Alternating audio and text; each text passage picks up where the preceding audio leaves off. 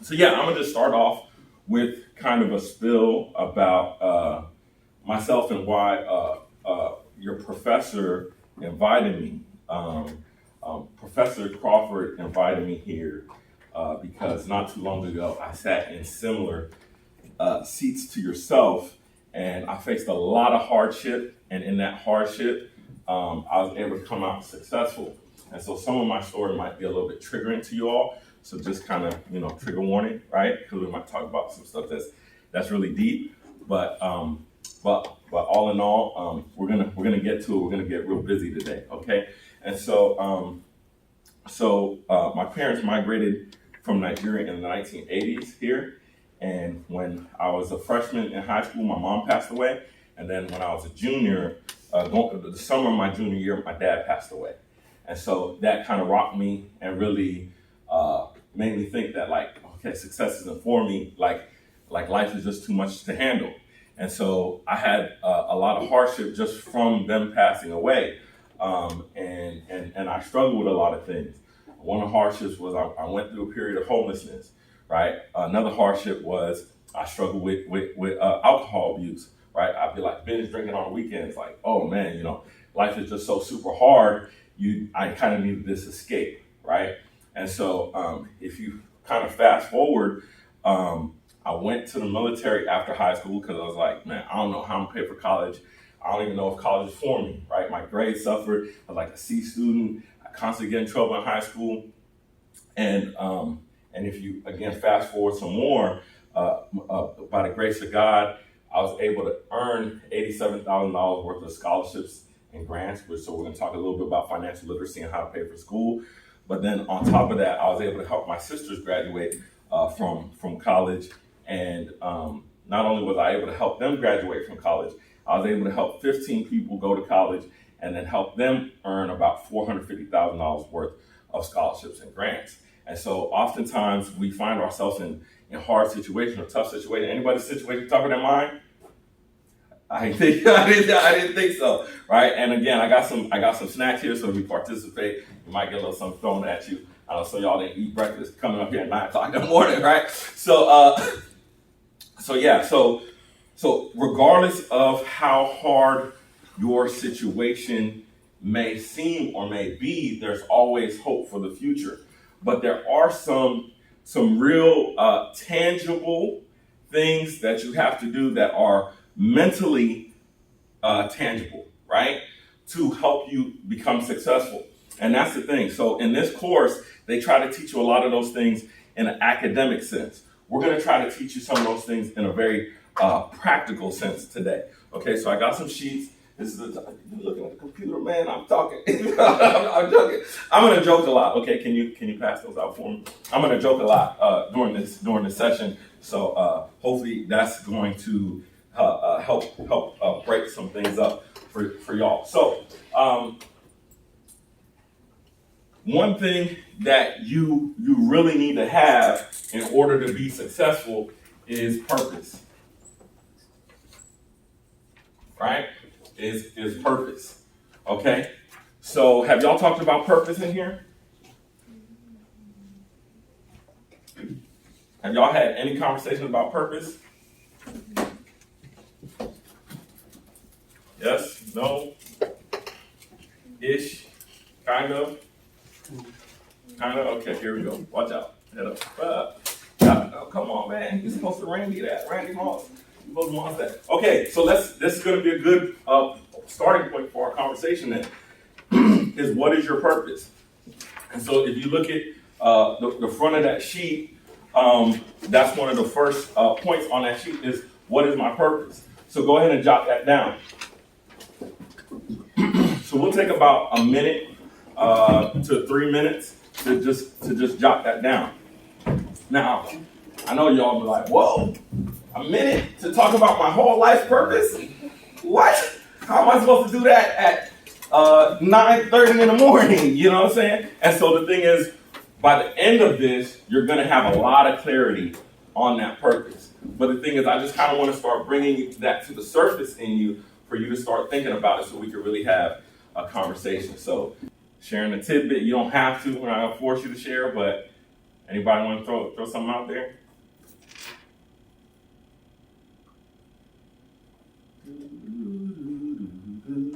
Y'all don't even watch Jeopardy. You know, y'all don't know nothing about Alex Trebek. You know what I'm saying? So do we? Anybody? A little bit about your purpose? Okay, I'll share mine. For me, especially having lost my parents, my purpose became my sisters, right? So I had two younger sisters. They were in like first grade and third grade at the time we lost our mom, and then they went back to Nigeria with my dad, and that was their first time in Nigeria. It was my first time going after my mom passed. I came back to finish high school, and so after I heard my dad pass, I'm like, man, I can't just leave my sisters out there. So a lot of y'all, your purpose might deal with your family, right? Somebody that you care about, your mom, your dad, your girlfriend, boyfriend, husband, your wife, your significant other, your sibling. That might give you a sense of purpose, right?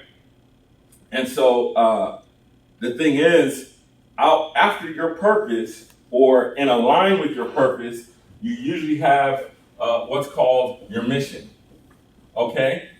So your mission is that thing that you're now driving toward, right? You're driving toward. That's giving you some focus. That's giving you some clarity. And so for me, my purpose was my sisters, but the thing I started trying to drive toward was helping them set a foundation for success. I said, man, my parents passed away. We went through what we went through as a family, but there's no reasons that my sisters should suffer and not have a foundation for success. So my mission became helping them to establish a foundation, right? Some of you might say, oh, you know what, my purpose is just to do something that's bigger than me, right? I just want to be part of something that's bigger than me or that's broader than me. And then next, you now have to align that with some sense of mission, right? And so you're like, okay, maybe I'm doing stuff in my church or in my mosque or in my community, right? I'm aligning myself with something that's bigger than me. But what happens once you accomplish that mission? Anybody? What happens when you accomplish that mission? What happens? I start out saying, man, I want to take care of my sisters. I want to set them a foundation. And then I eventually do that. The vision? Okay, we're on the right track. You have to readjust, right? Because the thing is, if I actually accomplish this is my goal, and I accomplish this, what am I doing now?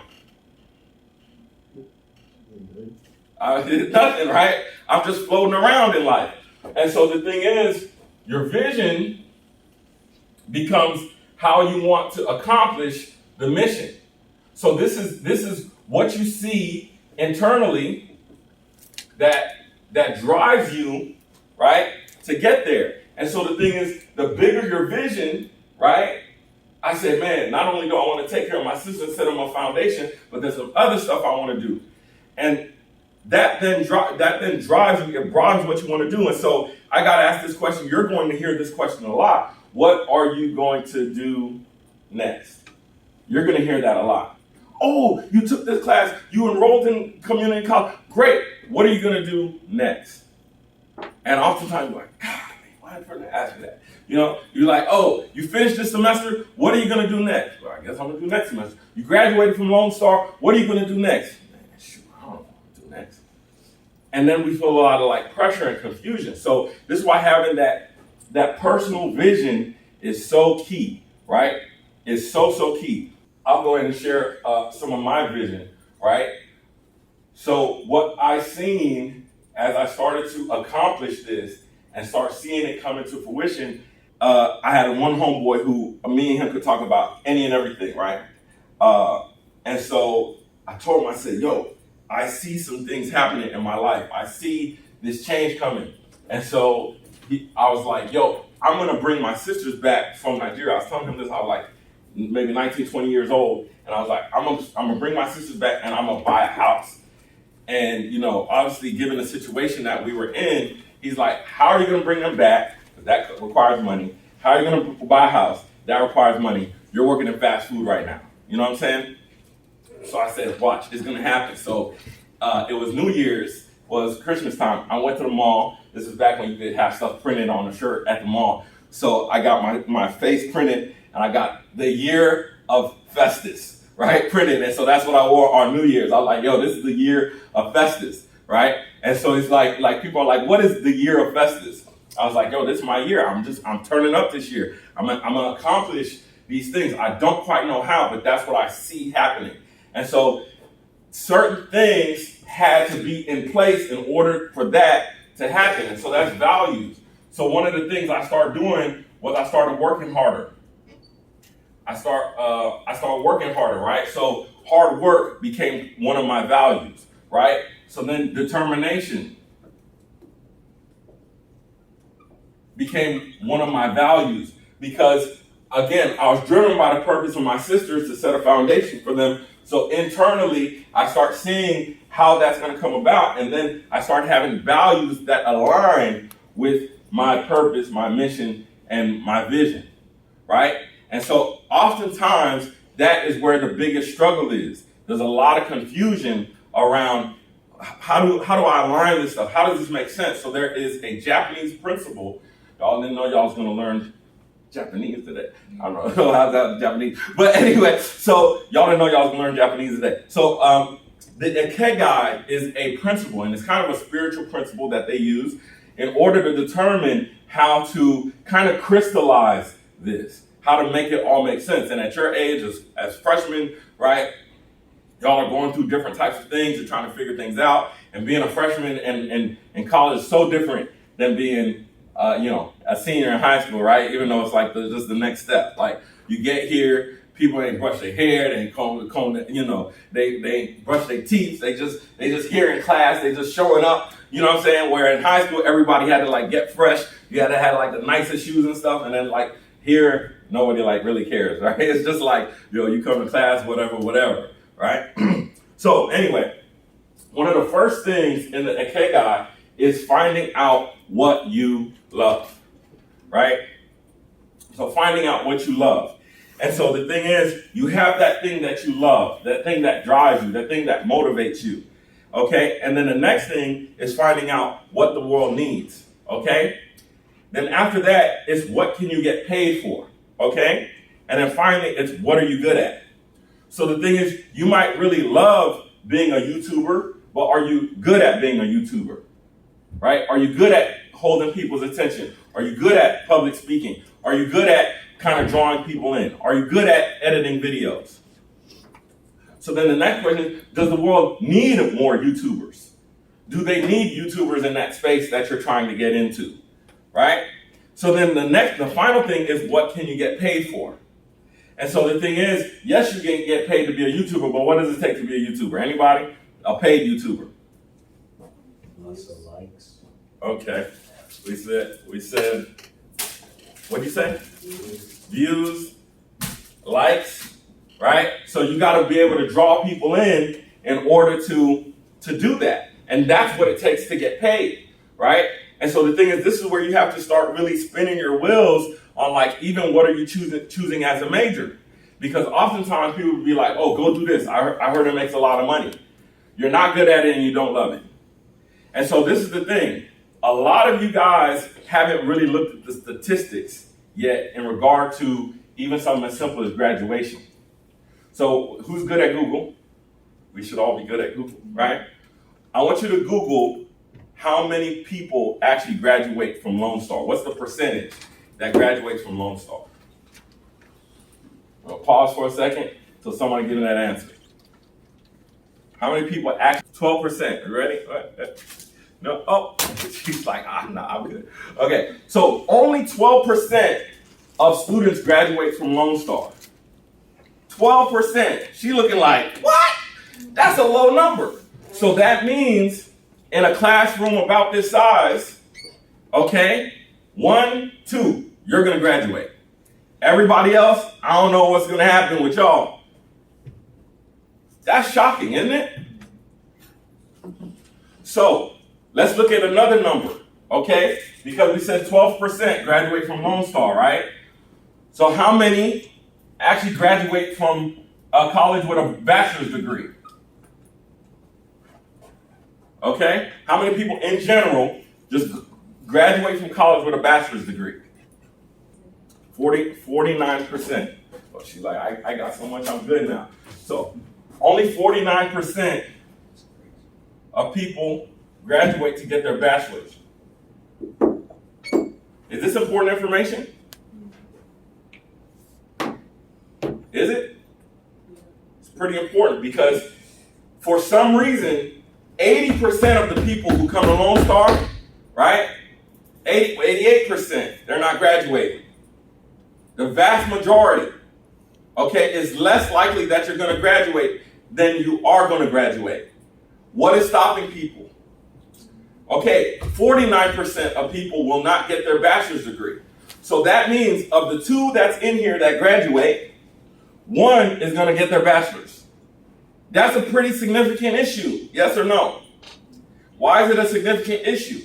Because the longer you're in school, you're paying for school, you're stacking up student loan debt. Some of you, at this point, you're probably not stacking up that much. And so who pays that debt?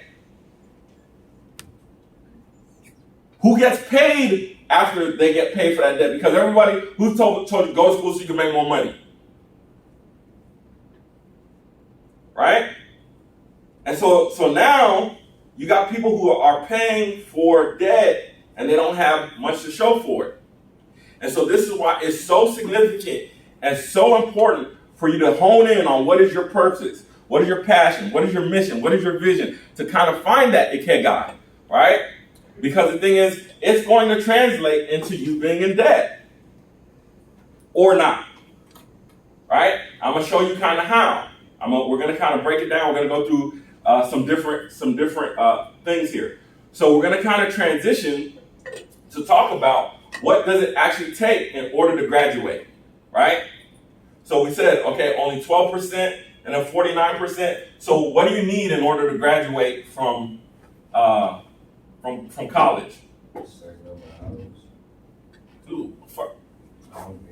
He's like, I already got it. So what you actually need is credit hours, right? So a lot of people say, man, you just need a degree, you need a bachelor's, you need an associate's. But what it is you actually need 135 roughly credit hours to get that bachelor's, right? And so do you have to get all of those credit hours in this institution? Or are there some things that you can do?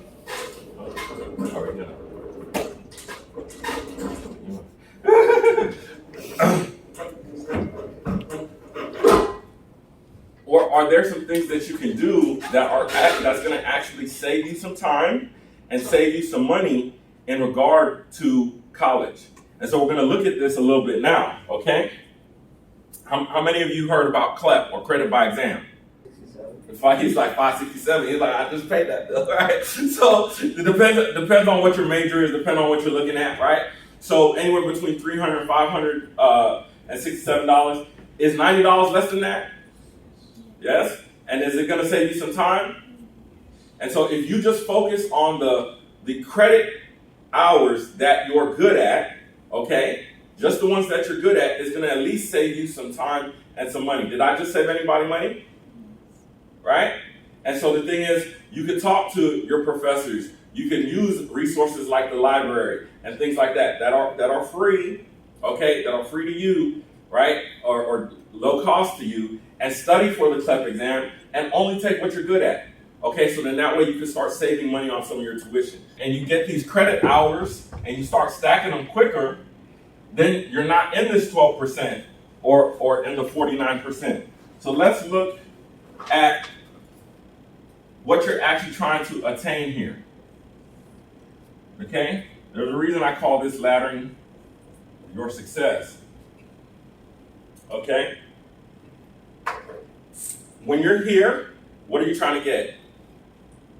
What's the basic thing you're trying to get while you're here? An associate's, right?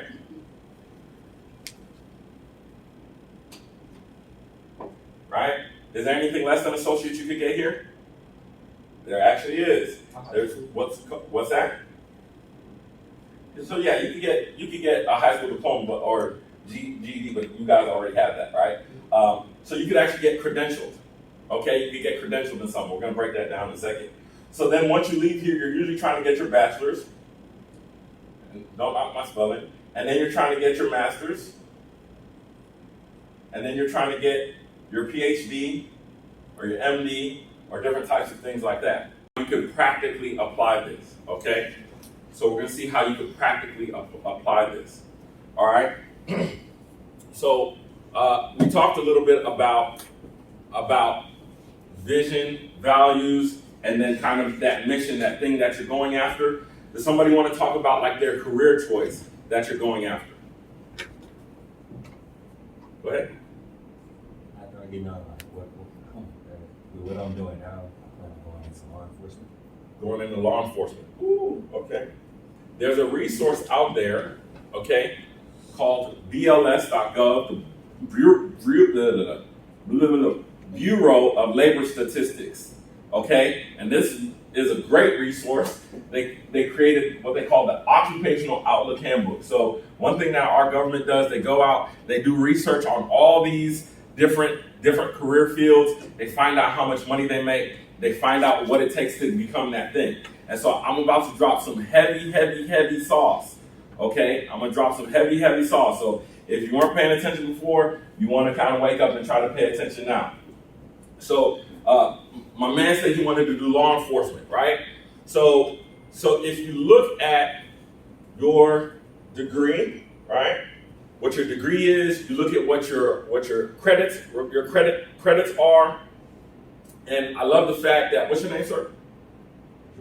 I love the fact that Jordan is already aligned because there's a law enforcement academy here, right? So he can knock out his law enforcement degree here, right?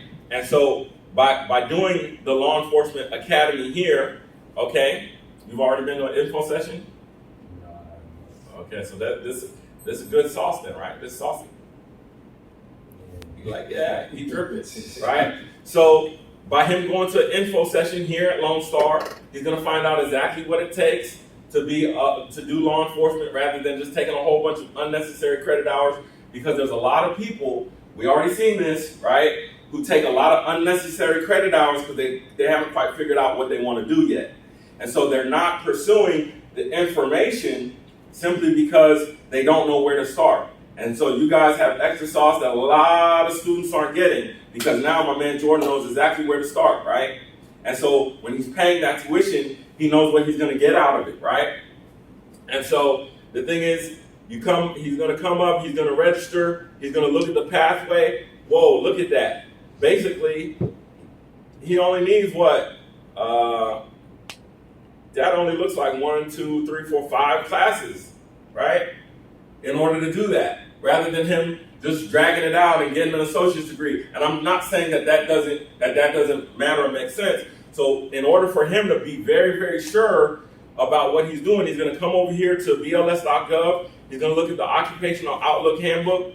He's going to come down here and he's going to click on what does it take to become one, and then it's going to lay out what exactly it takes to become a law enforcement officer, right? It's going to talk about the training, the work experience, the other experiences, what he needs to do to advance. It's going to talk about the skills. So then he's going to look and he's going to see, does this align with my mission, my vision, my values, my purpose, right? He's going to look at all those things. And then he's going to come back and he's going to be like, man, so I really want to see how much money they make. Because if I'm taking credit hours here, okay, this is the part of financial literacy they don't talk about, okay? It's called opportunity cost. So there's only one of you, yes? And so when you're in class, you're not doing something else, right? When you're here, you're doing something. So there's positive and negative in terms of opportunity costs. Whenever you're doing something positive, okay, you're now acquiring positive opportunity. And so one thing that George's getting that some of his friends aren't getting is the fact that he's able to hear from me, hear from Professor Crawford, hear from other people who are going to pour into him and give him insight and experience that he didn't have before, right? And so that's a positive opportunity, okay? And so people who take time to play video games and do all this other stuff that has nothing to do with their purpose, right? And this is why purpose is so important, because it drives you, it moves you forward. And the more you know your purpose, the more honed in you are on your purpose, the more driven you're going to be to bring about the environment that creates success, right? And so he's going to look at it and he's going to say, man, if I take those 5 classes, I'm going to make $60,000. And so we looked at, is this still out here? We looked at, it's underneath it. We looked at what it takes, right, in order to get your credit hours here, 300 to 500 bucks, right? So he needs 5 classes. So 5 times 500 is what? $2,500. So you're going to spend $2,500 to make how much? To make nothing. Bro, it's right here, bro. To make 60 grand. Is it worth it? Oh, damn. You know what I'm saying? So all facts, no printer, right? We also see that if he's up here as a detective or a criminal investigator, he can make 80 grand. So is this important information to know? Is this saucy? Everybody say saucy. Saucy. Okay, we only got like 3 or 4 saucy. Okay. So then we look and we say, man, if Jordan goes and does something in a federal agency, he's making 90 grand. Is that saucy? Pretty saucy, right? And so if you know your purpose, if you know your passion, right, you'll be able to start honing in on what exactly you need to do. And so that, number one, you could reduce your student loan debt, okay, or avoid student loan debt altogether. And then 2, you can make a lot more money, right? And so his homework after this, he's going to go start doing research on what exactly these actual jobs are.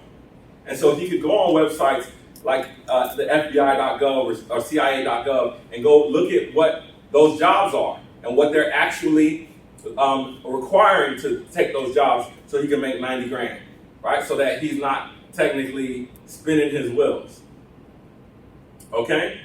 Is this helpful? Yes. All right, perfect. That's what I'm talking about. Okay, so somebody else said their major. Yes? Business management. Business management. Ooh, man, I like that one. It's tough, but I like that one. So what's your name? Jesus. So Jesus is going to come. He's going to look at management, occupations, services, financial. What exactly do you want to try to manage? Finance manager. Finance manager? Okay, good. I love that. Okay, finance manager. Boom. He's going to come look at that. Ooh, he's saucy. So he's going to make $131,000, right? That's the median pay. So that's roughly about in the middle. Now, of course, that's after some experience. But what does he need in order to get this career? He needs that bachelor's degree, right? So the thing is, if he's going to go take a couple of tests, he's going to knock out maybe a semester. So that's going to save him some money, right? Worth of, maybe math classes or business classes or something like that, right? That's somewhat related to that. And then let's go here. Where you plan on going to college? Well, After you leave here? probably just Houston University. University of Houston? Yeah. Okay. So business management. He's gonna come here. Look, he got 2 certificate tracks, right? This one comes with associate's degree. This one doesn't. This one's for sports. This one's business administration. There's also a project management track. He's gonna look through these. Yes, right? For the one that's the best fit for him, he's gonna come. He's gonna say, okay, I'm gonna take the administration track. Okay, I'm gonna look at the different places that offer these. Okay, this is a 2-year program, so I know I'm gonna knock out some things during the summer, so I'm not here the full 2 years. I'm gonna save that tuition, right? And then not only am I gonna save that tuition, but then I'm gonna come and, okay, they say it starts about 60 grand in Houston because that's entry level, right? Senior level. Okay, so now I know my different levels. Okay, but then I'm gonna come and I'm gonna do the same thing. I'm gonna look for jobs that are currently looking for business managers and how much they're currently paying and what are the skills and things that they're looking for currently. And then I'm gonna come here, I'm gonna come to University of Houston, right? And then I'm gonna come look at their academics. Okay, and then I'm gonna look for the different colleges, which they actually have one of the best colleges out there, Bauer College of Business, which Mariana back there, Bauer College of Business, right? And then I'm gonna come and I'm gonna start doing my research here, okay? And look at some of the opportunities that they have here, right? And so I know I need a basic undergraduate degree. Okay, they're number one for entrepreneurship. Okay, for those who want to start a business, here's their ranking. So I can go look at those different types of things. And then I want to look at finance, right? And you see how this goes, right? To actually working yourself into that career field and then saving money at the same time. Okay? Okay, with that, we're gonna pause. Okay? We're gonna take. Okay, so one of the things I struggle with, and a lot of people struggle with, is how do you spend your time? How do you spend your energy? Who do you go to in order to find help, right? When you're trying to kind of, again, move upward in this ladder towards success. And so the reason I call it ladder in success is because oftentimes we don't really know the step-by-step ways of being successful. And so we created this methodology. Anybody creative in here? Yes? Want to use your creativity, right? You could be creative too. Even with all the hardship I've gone through in life, you find a way to be creative, right? Because success is not outside of you, success is inside of you. And the more you go through challenges, the more you go through hardship, it draws out what is inside of you. I know back when I was in the military and I was in basic training and all of that stuff, and I'm doing soldiering, and oftentimes it's like, okay, you're born a warrior, you're born this, you're born that. And they put you in those hard situations to draw out those things from you, right? And so a lot of you are faced with challenges and obstacles, personal challenges, financial challenges, and you're kind of really struggling to say, okay, how can I be successful if I have all of this stuff? It's because don't let what's happening outside of you come into you. You take what your creative force that's in you and push it outside, and you change your circumstances, and you change your situation. But how do we do that? Number one, we have to have a base of support, which is our family and our friends, right? Everybody comes in this world, you can't choose your family, right? And sometimes they could be the most negative people, right? And tell you all kind of crazy stuff, and you're like, oh man, I don't want to hear that. So you just get in, you close your door, you put in your headphones, get on social media, because I ain't trying to hear that noise no more, right? Because they could be some of the most negative people, but there's somebody that's in your family that is giving you some sense of positivity, right? And the thing is, you have to take the negative with the positive. Okay? Everything is binary, okay? And what does that mean? That means if I have my hand, there's a front and a back to my hand, right? And so the thing is, there's a positive and then there's a negative to everything. Every single thing. As bad as it can be, there's a positive to it. And so even if you were to take a sheet of paper and try to cut a sheet of paper in half, it still has two sides, yes? A front and a back. And so the thing is, you have to find and look for the positive in people, right? In order to get that gratefulness that then helps you start to move up that ladder to success. Then the people that you know that are kind of here in the middle are those friends who are also trying to do the same things that you're trying to do, right? They're trying to go to college. They're trying to do those positive things. And so we all have those friends. We'll go hang out and spend time with them. And it's like, man, this dude's so negative. This dude ain't trying to do nothing. All he's trying to do is play video games. I love playing video games, but I don't want to talk to this knucklehead because every time I say, man, I don't play games, like, man, and then they give you a hard time. And so I'll give you guys a personal story. I had a friend who, when it came to him trying to go to college, right, because our friends, none of us, at the time, our parents graduated from college, right? They might have went, but they didn't graduate. Some of them, they didn't even go. And so he went to go do EMS, and this was an EMS course, about an 8-week course. And so I had just came back from basic training. He was like, I'm going to go do EMS. And so he goes, and this guy, our friend group was always like, man, you stupid. So he goes, he fails the course the first time. And everybody like, why you even try, man? You stupid anyway. I'm like, dog, don't listen to them. Try again. He's like, yeah, I'm going to try again. So he goes and he tries again. He fails the second time, right? And I'm like, dog, it's an 8-week course, man. Like, what is going on, right? And I'm like, yo, man, I'm starting to get a little bit nervous for him. He fails again, right? I'm like, God, leave, bro. Maybe you ought to try something else. Maybe this isn't for you. He goes a third time. He fails again. I'm like, oh man, bro, you might want to save your money, okay? Don't keep going back to that course. Right now, he's one of the top nurses in Houston. Got his bachelor's degree and his associate's degree because he didn't give up on what he seen for himself, right? And so the thing is, while all of our other friends were being negative and I was kind of semi-positive, he had his own drive, his own purpose in him that kept him moving, right? And so again, he got one the Astros ring the last time they won the World Series in the newspaper. I'm like, golly. And this is the same dude that people was telling, hey, you shouldn't even be trying on in the first place, right? And so again, if you start moving up, you have those friends that you compare yourself to, the people that you know who are also trying to accomplish the same thing that you're trying to accomplish or something similar, right? And you guys are able to challenge each other and work with each other to move up. And then the last thing is doing, okay? So being is your values, your character, and your principles. Being is your values, your character, and your principles. Your values, we talked about values already, are those things that you honor, you cherish, the things that you hold dear, right? Your principles are things that guide you, okay? They're maxims, they're sayings, they're things that keep you undergirded, right? So one of my principles that I came up with was don't knock what you don't know.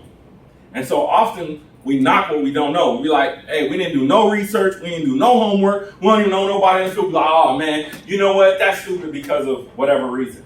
And so we knock what we don't know. So that was a principle that helped me to become successful, was don't knock what you don't know, right? So then we keep on moving up towards the success. We have to know our character. And in this case, I'm not just talking about moral character. I'm talking about what drives you, your why, your purpose for being, right? Everybody has that, okay? Mickey Mouse is Mickey Mouse for a reason. There's a certain thing. He has a high-pitched voice and whatever, and he's with Minnie or whatever. There's a certain character, an animating feature to who Mickey Mouse is, and there is for you as well. Even though you might be low energy, you might be an introvert, right? You might not want to be the person who raised your hand. There's something still in you that drives you, that motivates you to your why. And so your knowing is about knowing what resources are available and how to use them. And so we just went over that. We went over CLEP. We went over BLS.gov, the Occupational Outlook Handbook. Those things are resources. And so the more often you use those resources again and again and look at those resources again and again, the better you'll get at them, right? And so the thing is, half of you never even looked at that stuff before you came in here, or more than half of you. And so again, we don't want to be in that 88% that doesn't graduate or doesn't go on to do what they want to do, right? We want to be in the 12% that does. We want to be in the 50% that does, right? And we want to be super successful at it. And the last thing is doing, right? Executing with excellence. And so often we try to invert this. We don't focus on who we are. We don't focus on our friends and family and building strong relationships. So our ladder is inverted and it's weak, right? And then we try to focus on either what we're doing or what we know more than who we are. And the thing is, the character, the being aspect of who you are is what's going to drive you to be successful.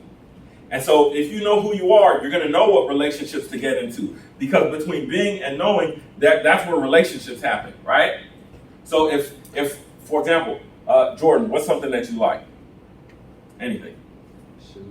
Shoes. So if Jordan likes shoes and I like shoes, since I know about shoes and he knows about shoes, we can then have a conversation, right? So that's our relationship. It's just about shoes, right? But the thing is, if I know Jordan as a person, and I know that the reason why he likes shoes is because he knows how to flip them on the market, right? He knows how to flip them. I'm like, man, you know what? He has a skill set, and he has a passion, and he knows things like business. Now, I know him on a different level than just being like, okay, Jordan likes shoes. Does that make sense? And so our relationship then becomes deeper. And that's the same thing with your professors. That's the same thing with your advisors, right? If you find out one thing that they like and you have that in common and you can talk about that thing, the relationship becomes deeper. And the more that you know about people, the more that they know about you, this sense of openness, you become more and more relatable, okay? Because that's a big thing about success is the relationships, okay? I don't want to get too far into that, but let me break down a couple more things, okay? So next, between knowing and doing, right? Between knowing and doing, right here is is where we have our academia and our marketable skills. Okay, so our academia and our marketable skills. So you're here to learn things, right?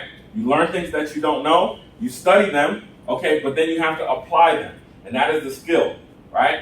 So the more that you get better at knowing and doing things, the more you'll be able to market yourself, right? The more you'll be able to put yourself out there. I think Mariana, maybe we'll do the testimonial later because I think that'll be good for them, right?